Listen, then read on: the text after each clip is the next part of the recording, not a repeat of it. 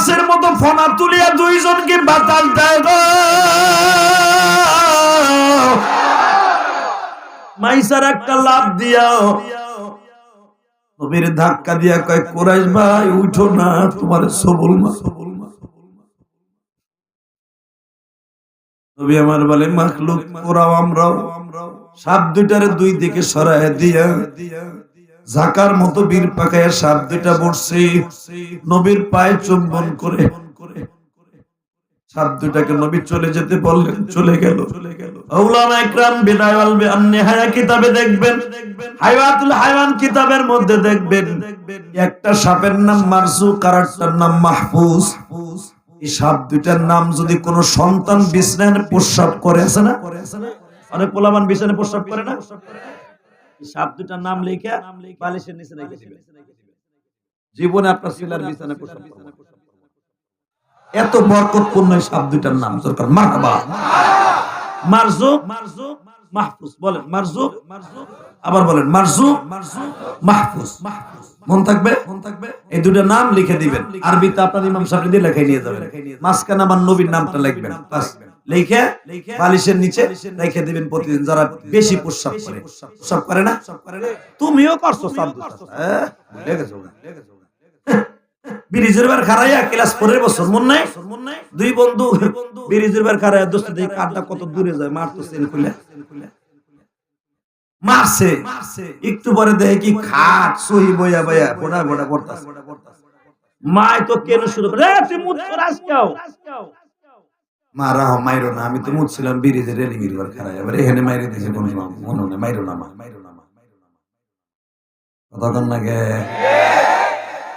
তো না মিথ্যা। যাক তাহলে তোমরা ওই কাম করছো, যাক ওইলো ওই সেই তাকিয়েছে, স্বপ্নের ভিতরে বহুত কিছু হয়, ঠিক না ভাই? ঠিক স্বপ্নের ভিতরে দেখতে শ্বশুর বাড়ি যে নতুন বল লাগে, রুটি দিয়া মধু দিয়ে খাইতেছি, সকালবেলা দেখি এটা সাবাইয়া আমার গালের মধ্যে এরকম আছে না নাই? আপনার আমার স্বপ্ন সত্য না, নবীর স্বপ্ন কিন্তু সত্য, ঠিক না ভাই? ঠিক এছাড়া এই মাখলুক আমাকে কিছু করবো না, তুই চুপ থাক। মাইসের এখন কাঁপতাছে ডরে, আমার ম্যাডাম যদি জিগায় রে সাহাবে কামড় দিছে আমি কি জবাব দিব? এছাড়া ভয় পাইস না, তোর সাথে আল্লাহ আছে, আমার সাথে আল্লাহ আছে, আমি আর রস করবো না। আল্লাহুম্মা আমিন। এত দামি কথা আমি সুবহানাল্লাহ আস্তে বলে তো আল্লাহ বেজার হয়ে যায়, আমি তো দূরের কথা চেয়ারম্যানও বেজার। রাখো আমি আবার বলতেছি, দেখা যাবে এবার আমার নবীরে কেডা খুশি করে। রেডি? মাইসারা রে তোর মাখলুক আমার, তোর মালিক আল্লাহ, আমার মালিক আল্লাহ। মাইসারা ভয় পাইস না,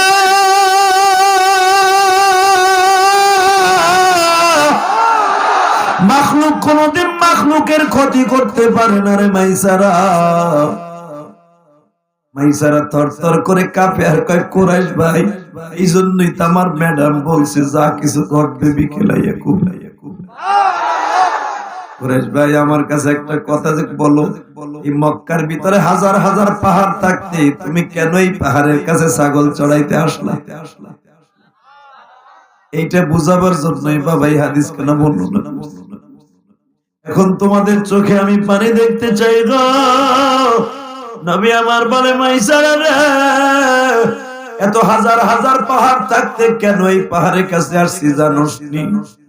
আমার বয়স এখন 17, আজ থেকে 11 বছর আগে আমি আমার মায়ের সাথে এখান দিয়ে মদিনায় যাইতেছি। যেই পাহাড়ের উপরে বসে আছি আমার মা এখানে বসে আমারে উম্মে আইমান দাসীর সাথে আমারে মিলে বলছিল, উম্মে আইমান রে আমার মুহাম্মদ রে তুমি ছেলের আদর দিয়ে বড়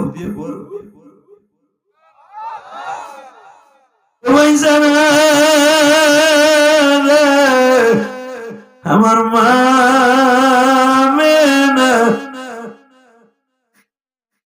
আমার এই পাহাড়ের পাথরের উপরে বসাইয়া কোলের উপরে নিয়ে জমজমের পানির সাথে ছাতু মিলাইয়া মা খাওয়াইছিল আর বলছিল মোহাম্মদ রে জীবনে আর কোনোদিন হয়তো মায়ের হাতের আর খাবার হইব।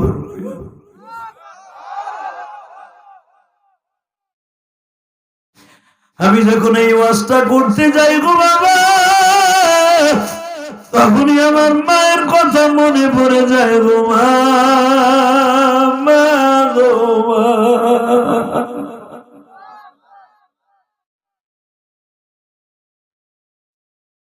আমার মা আমারে যখন মাদ্রাসায় দেয়, এটাই ছিল আমার মায়ের সাথে জীবনের শেষ দেখা।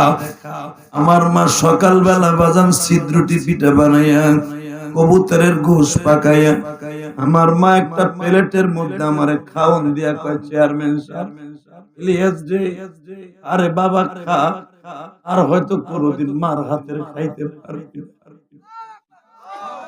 এই পিঠাটা যখন তুই কোন জায়গায় খাবি, আমি মায়ের কথা তোর তখন মনে পড়ে।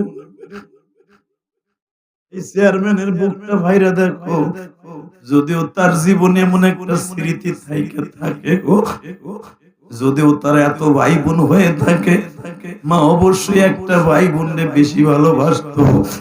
স্কুলে যাওয়ার সময় মা স্কুলের বইগুলো কাছে দিত আর বলতো, বাবা রে আমি যতদিন আছি ততদিন মার যতই কষ্ট দেশ আমি তোর চাকরানির মতো কাজ করব। যেদিন আমি মা চলে যাব সেদিন বুঝবি মা কি ছিল।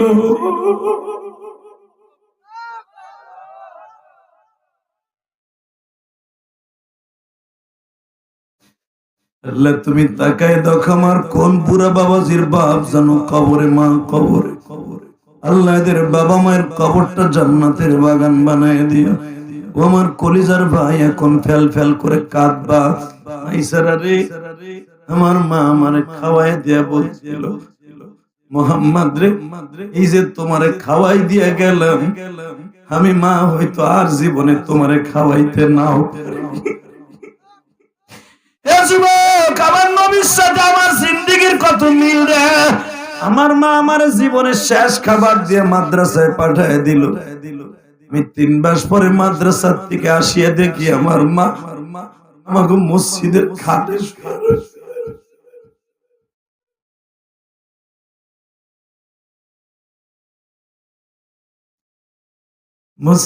খাটে শুয়ে আছে। মা